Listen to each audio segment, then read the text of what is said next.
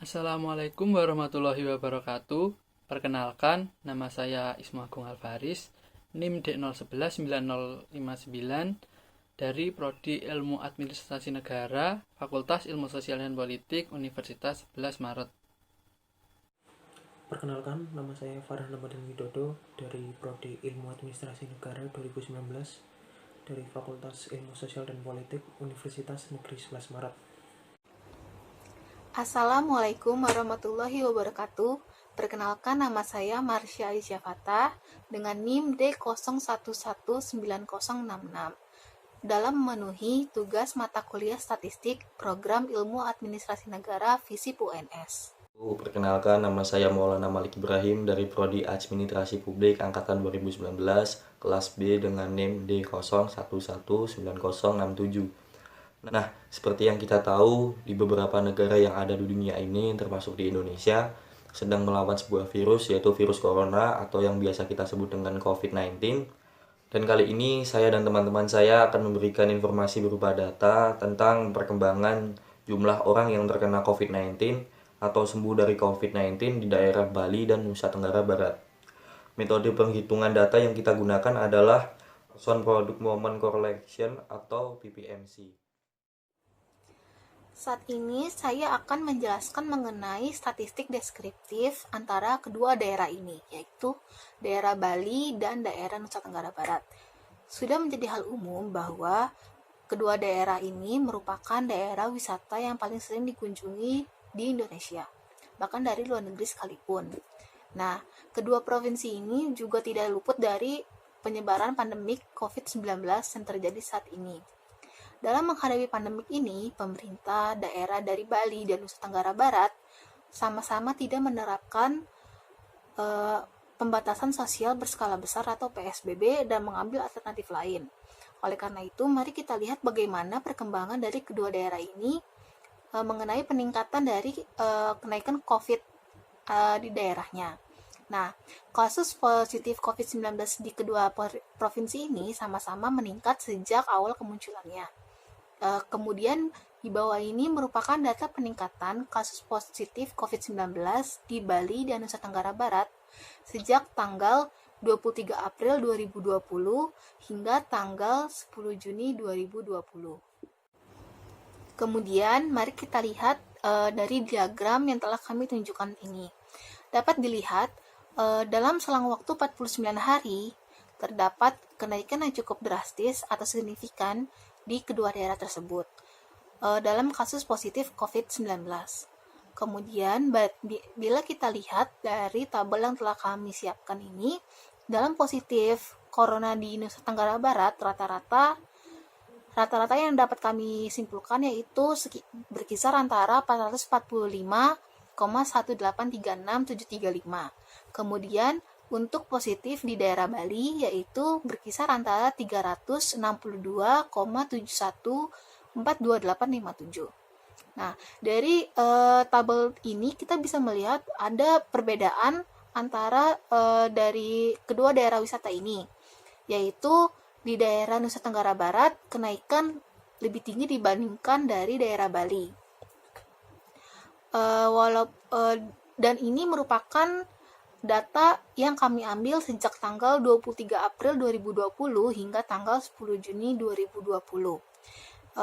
Mereka memang tidak terlalu jauh, namun berdasarkan data yang saya ambil dan saya lihat dari kompas.com, yaitu pada tanggal 3 Mei 2020, NTB sendiri merupakan salah satu daerah provinsi yang masuk ke dalam 10 besar daerah di Indonesia yang dengan COVID tertinggi, yaitu dengan peringkat ke-8. Oleh karena itu bisa kita lihat, walaupun mereka tidak menggunakan PSBB, dari kedua daerah ini terdapat perbedaan di antara keduanya. Dari kedua daerah tersebut, yaitu Nusa Tenggara Barat lebih tinggi dibandingkan dari daerah Bali.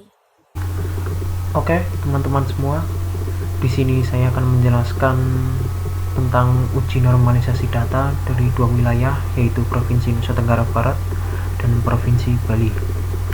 Di sini ada data dari Provinsi Nusa Tenggara Barat, yaitu data kasus positif COVID-19 yang dimulai dari tanggal 23 April sampai dengan 10 Juni 2020.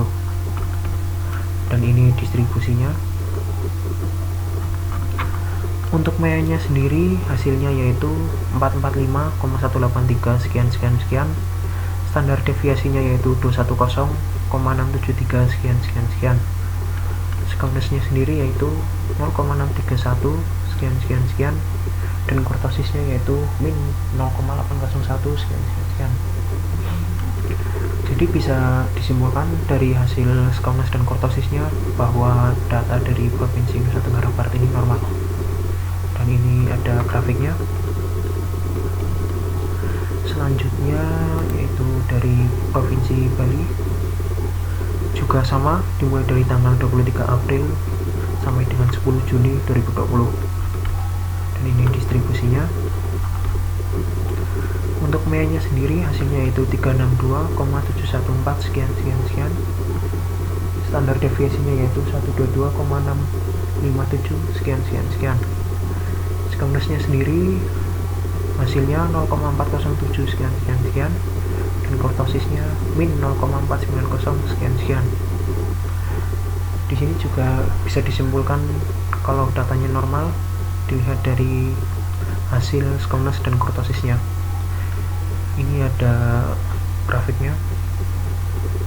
Assalamualaikum warahmatullahi wabarakatuh. Di sini saya akan menyampaikan bagian pengolahan data, yaitu uji hipotesis menggunakan Bayesian Product Moment Correlation atau PMC. Kelompok kami sudah memiliki dua data, yaitu kasus peningkatan COVID-19 di Provinsi NTB dan Bali. Kedua data tersebut kita cari korelasinya menggunakan data analyze sehingga menghasilkan tabel ini. Angka 1 ini menunjukkan bahwa peningkatan kasus COVID-19 di NTB memiliki hubungan yang sempurna dengan dirinya sendiri. Begitu pula yang di Provinsi Bali. Sedangkan data ini menunjukkan korelasi antara peningkatan kasus COVID-19 di NTB dan di Bali. N merupakan jumlah data, yaitu 49, dan R ini adalah korelasi, yaitu sesuai ini 0,984. Degree of freedom diambil dari jumlah sampel dikurangi 2, 47. Alpha yang kita gunakan 0,05. Sesuai dari data ini kita akan menggunakan 47, namun tidak ada, sehingga yang paling dekat 45. Jadi angka yang kita ambil adalah 0,288.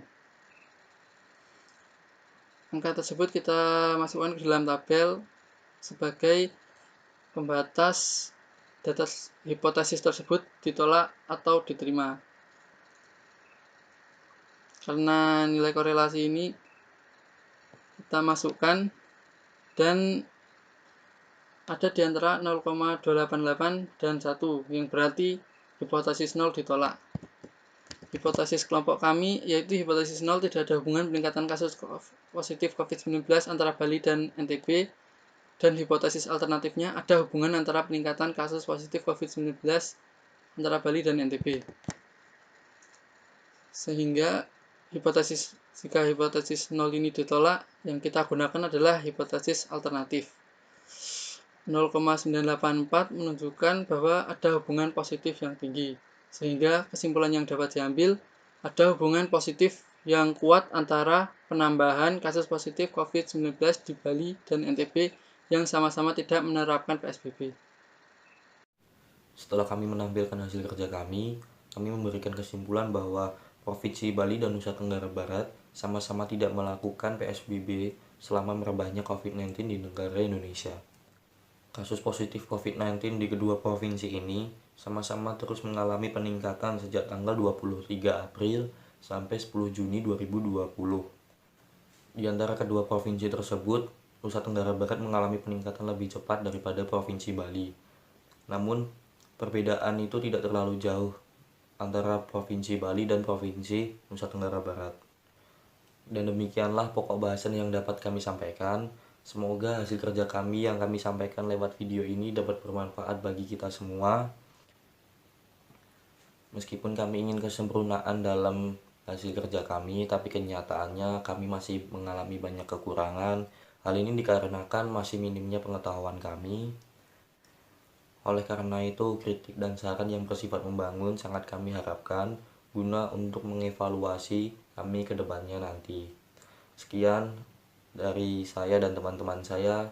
Saya dan teman-teman saya mengucapkan terima kasih. Wassalamualaikum warahmatullahi wabarakatuh.